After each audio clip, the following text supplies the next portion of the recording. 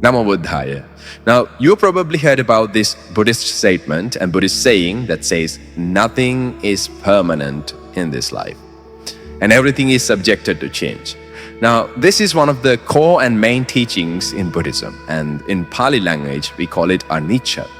Anicca can be literally translated as impermanence or subjecting for something to be changed. Okay? So what did really Buddha taught about anicca or impermanence? Let's take a look at it. Now, when we talk about impermanence, now everything that is around us, that we can see, that we can hear, that we can feel, has one nature in common, and that is, it is subjected to change. That is one nature that is shared with all the things that are around us. Okay? From the smallest atom to the biggest thing in this world, everything is subjected to change and everything is ever changing. There is nothing stable in life. Now, normally when we look at, now it seems like very easily recognizable phenomenon and a process, but let's say like this, for an example. Now, there's a cup here, right? Now, if I ask from you, how does this cup become impermanent? How do you answer? Oh, then you can say, oh, this falls down, when it shatters, it becomes impermanent, okay? That is one way of understanding and one way of recognizing what is impermanent. Now, what Buddha meant about anicca or impermanence is a way more subtler impermanence than what we talk about, okay?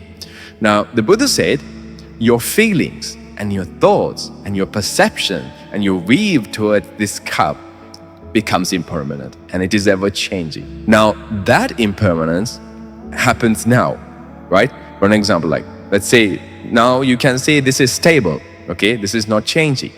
This is not shattered. It stays. But our thoughts and our feelings and our perceptions are ever changing right now, right here. So to understand that kind of impermanence is way more subtler and it is very, very difficult. And that is why we need the meditation practice and spiritual practice to understand this. So how can we recognize and how can we realize this nature of impermanence? Now, the Buddha said the first step is to slow down and to be calm. The Buddha said you cannot comprehend them, you cannot realize this kind of impermanence through a distracted mind. When your mind is distracted, it is very difficult to focus on this impermanence.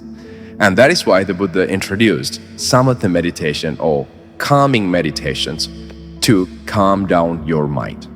And in the meantime, in the same time, we have to practice the wisdom through learning the Buddha's teachings and through wisely reflecting on the reality to bring up the wisdom that is within us.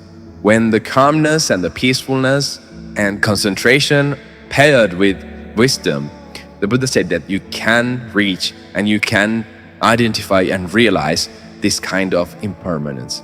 So what Buddha meant by anicca is a way more subtler and way more deeper meaning than the normal and superficial meaning of impermanence. So that is what Buddha meant. So that is what we have to practice to realize and to see in Buddha's teachings. So I hope you got some idea about what anicca is. So add this into your life and try to realize this anicca by practicing meditation and by realizing the true nature of your life.